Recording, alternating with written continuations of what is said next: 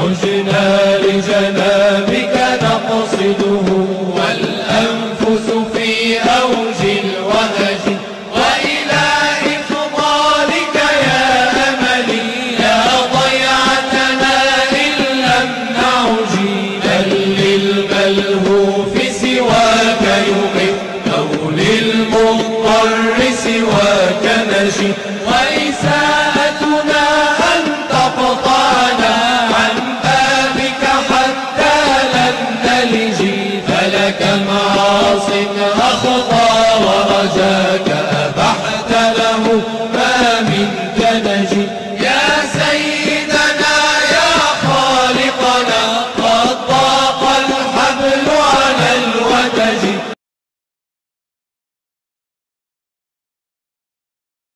Wa ila ifdalika ya amali, dan kami kembali kepada anugerahmu wahai harapan kami. Jadi harapan kita itu hanya satu di dunia ini, adalah Allah. Karena Allah yang mengendalikan kita, yang memberi rezeki kepada kita, yang memberi nafas kepada kita, yang mengalirkan darah kita. Semua anugerah itu milik Allah. Maka orang yang menanamkan harapannya kepada selain Allah itu goblok tenan. Terus kena-kenahan aja. Siapa yang tersinggung? Monggo. Ayo. Siapa yang mau tersinggung? Saya bisa enggak berbuat semau saya? Monggo, silakan. Monggo sampean berbuat opo sing dikarep, tapi satu syarat. Jangan di bumi Allah, jangan di bawah kolong langit Allah, jangan pakai nafas pemberian Allah, jangan makan rizki dari Allah. Monggo terserah antum. Mau apa saja monggo. Bisa? Nah, kalau kita sudah tahu bahwasanya seluruh yang kita nikmati anugerah Allah, siapa lagi yang kita harap kecuali Allah? Allah. Makanya di sini wa ila ifdalika ya amali. Ya dhai'atana illam na'udi. Alangkah beruntungnya kita kalau kita nggak kembali lagi. Maksudnya apa? Kalau udah tobat nggak balik. Beruntung sekali tuh orang tuh kadung berhenti dari kesalahannya. Terus udah gitu terus. Kan ada orang tuh aku tak mandek merokok. Wes mandek saulan, sudah berhenti sebulan, ya toh? Bertengkar sama istrinya, mumet ngerokok lagi. Baru sebulan. Ada yang berhenti merokok tuh setahun balik lagi. Alangkah beruntungnya nggak balik-balik lagi. Gitu loh maksudnya.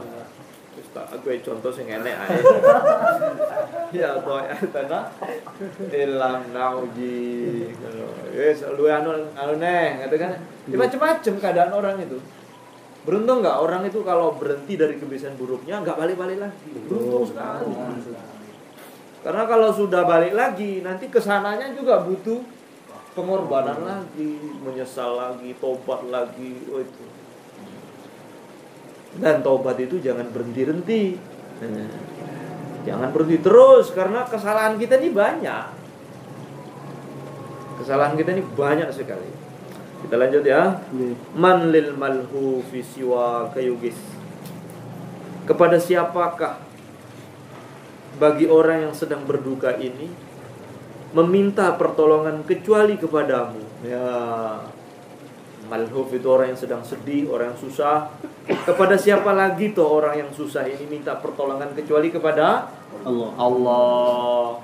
Makanya ada orang itu ya, kena ujian itu, nyari solusi, terus pupus di jalan, dia nggak kapok-kapok. Paham maksudnya? Contoh gini, aduh aku ki, anak loro ki, anak saya sakit, nyilai duit ah. Nah, otaknya langsung ke duit. Otaknya langsung ke duit.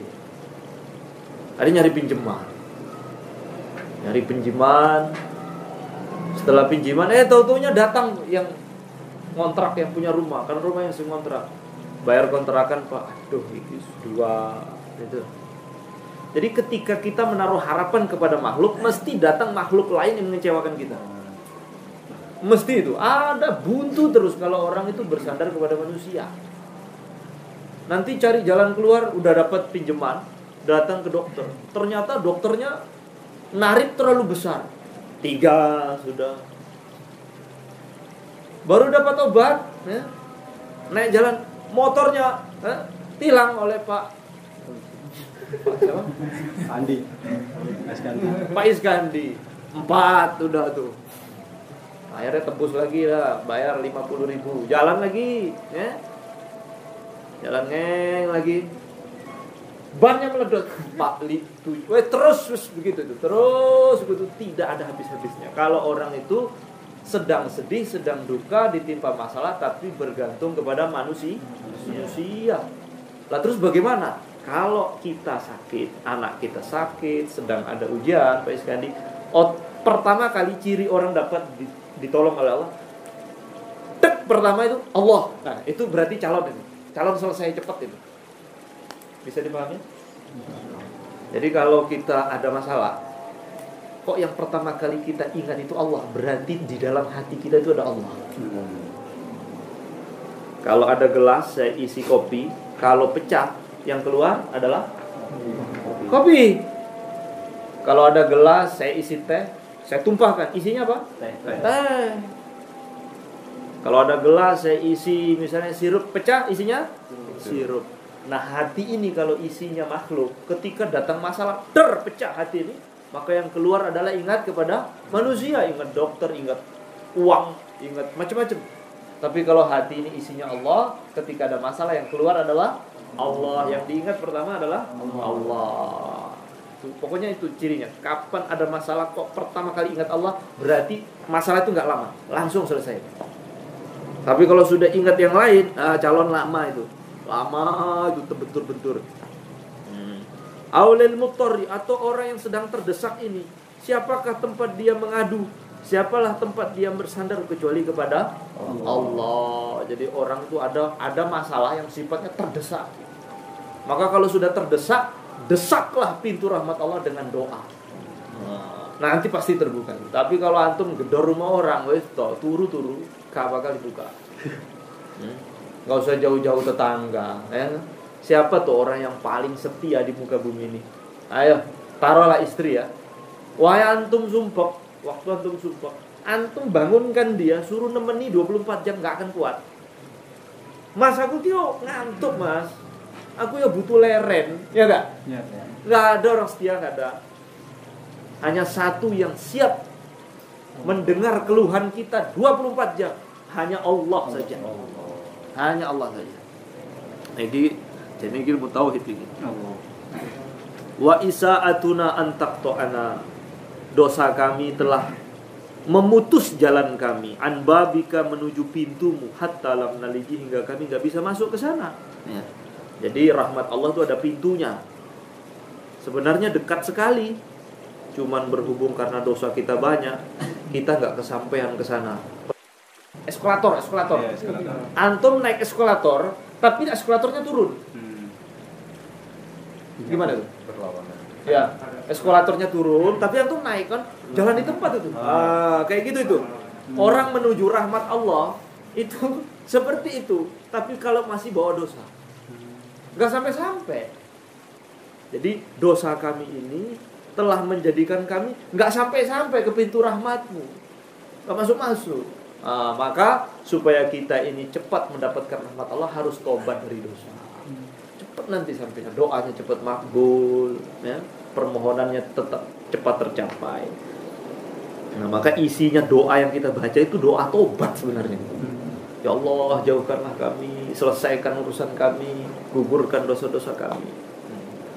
Nah, ada satu hal yang perlu saya ingatkan, hidup di akhir zaman nih koyo-koyo dosa gitu ya. Yo gak waya melek. Turu kok iso ge dosa. Enggak. Di mana sih tempat kita bisa mengelak dari dosa itu? Yo gak enak akhir zaman. Ya enggak? Ya. Naik ke bis is podo ae. TV ini yo sapa biduan sapa ndi gitu. Di mana sih kita mau lepas dari maksiat itu kayak kejepit gitu loh. Gimana ya apa yo? Nah maka kata para ulama, termasuk guru saya Kiai Zairun rahimahullah ta'ala, beliau mengatakan ada satu amalan di akhir zaman, bila kamu pegang amal ini, walaupun gak punya kiai, Walaupun nggak punya guru, tapi kamu sampai makrifat kepada Allah. Apa itu? Baca selawat yang banyak, baca istighfar yang banyak. Wis, pegang betul itu. Istighfar dari dosa, setelah dosanya gugur dengan sebab intisar, mendekatkan diri kepada Allah dengan banyak salawat kepada Rasulullah. Wis, itu aja dah. Banyak baca istighfar, banyak baca selawat.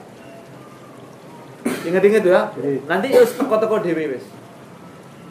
Kalau selain ini, kalau antum cari jalan untuk ma'rifat selain dengan dua ini, syaratnya harus punya guru. Nah, golek guru sing lurus nah akhir zaman ki yo beda. Nang YouTube pakai. Nah, YouTube pakai. Kalau cuma cari guru-guru biasa itu mah gampang. Karena berhubung nyari guru yang lurus itu sulit, maka para ulama mengatakan di akhir zaman itu ada amalan tanpa guru orang itu dekat kepada Allah. Baca selawat dan banyak baca istighfar. Terus piro ki? 10. 10. Oh, satu lagi ya, 5 ya. Habis ini kita tanya jawab kalau ada pertanyaan. Falakam asin akhta wa rajaka. Berapa banyak ahli maksiat yang berbuat salah kemudian berharap ampunanmu. Abah talahu engkau pun mengizinkannya untuk mendapatkan anugerahmu. Ma minka naji, hingga dia naji, selamat dari dosa-dosanya. Berapa banyak ahli maksiat karena di dalam hatinya ada harapan diampuni oleh Allah, akhirnya apa? Dapat rahmat, bahkan jadi wali. Ayo, ini saya cerita dikit. Nah, orang itu pintu rahmat itu masuk, sebabnya itu aneh kadang, macam-macam. Dulu ada seorang ulama namanya Imam Sya'bi. Beliau ini ahli hadis, ahli hadis besar. Beliau jalan sama santri-santrinya. Nah, di pinggir jalan tuh ada preman mabuk. Ketika Imam Sya'bi lewat, itu orang-orang pada berdiri menghormati. Maka preman tuh kenapa orang-orang itu pada berdiri itu? Kata temannya, oh itu ada ulama lewat. Siapa? Imam Sya'bi. Oh ini tuh Imam Sya'bi. Maka sambil rodok sempoyongan, karena mabuk ini, menemui Imam Sya'bi. Stop. Imam Sya'bi ya? Iya. Imam Sya'bi udah tahu ini mabuk ini. Sampaikan saya satu hadis Nabi. Oh, jadi gitu toh. Sampaikan kepada saya satu hadis Nabi. Saya ingin mendengar hadis Nabi. Maka Imam Sya'bi menganggap ini orang mabuk, gak layak lah mendengar hadis Nabi orang kayak begini. Maka Imam Sya'bi noleh. Tersinggung preman, copot pisau. Langsung taruh di leher. Sampaikan satu hadis kepada saya. Maka Imam Sya'bi menyampaikan satu hadis. Bihi qala haddatsana fulan.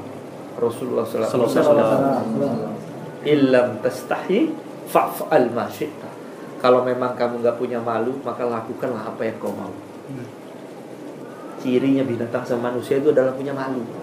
Kalau memang kamu enggak punya malu, ya jadi binatang aja. Monggo, terserah, lakukan apa saja. Saking terasanya hadis itu dalam hatinya tuh jatuh pisau. Nangis memeluk kaki Imam Sya'bi. Nangis. Akhirnya jadi santri beliau. Beliaulah orang yang paling banyak meriwayatkan hadis dari Imam Sya'bi. Kiai besar itu. Jadi kalau hidayah itu udah datang, nggak kenal tempat. Dengan syarat apa? Selalu mengharap hidayah kepada Allah. Kalau hati sudah ketutup, berharap pun nggak bisa. Orang ini nggak akan bisa baik. Saya ulang lagi, orang itu jangankan berusaha, kok berharap tuh lo nggak bisa kepada Allah, maka orang ini tidak akan bisa baik. Maka orang ini walaupun jatuh bangun jadi orang baik sulit, selagi di hatinya ada perasaan harapannya besar ingin baik, ini insya Allah akan Allah buka pintu rahmat. Paham ya? Iya. Wallahu ta'ala alam bisawab wa ilaihil ma'ab.